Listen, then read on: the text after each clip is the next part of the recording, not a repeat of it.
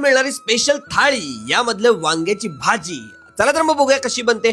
पन्हाळ्यावर धान्याचं कोटर येत असलेल्या मुडेकर मावशी यांच्याकडे आपण आलेलो आहोत. छोट्या आकाराची वांगी शेतकऱ्यांकडून ते स्वतः विकत घेतात आणि स्वच्छ धुवून ती मधून कापून घेतली जातात आणि बारीक कांदा चिरून घेतला जातो. रोज 5 किलो वांगी यांच्याकडे लागतात. तेल घातलेलं आहे, तेलामध्ये आता कांदा टाकलेला आहे.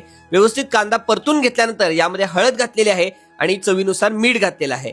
त्यांची स्पेशल कांदा लसूण चटणी यामध्ये गेलेली आहे कोल्हापुरी स्टाईलची, ती सुद्धा परतून घ्यायची आहे. त्यामध्ये आता पाणी ओतलेलं आहे. यामध्ये मोठ्या प्रमाणामध्ये पाणी ओतल्यानंतर आता जी वांगी होती मधून चिरलेली ती यामध्ये घातलेली आहेत. 5 किलो वांगी यामध्ये तरंगतायत आणि मस्त दिसतायत. खूपच एक नंबर क्वालिटी लागते या ठिकाणची वांग्याची भाजी. नक्की एकदा ट्राय करून बघा.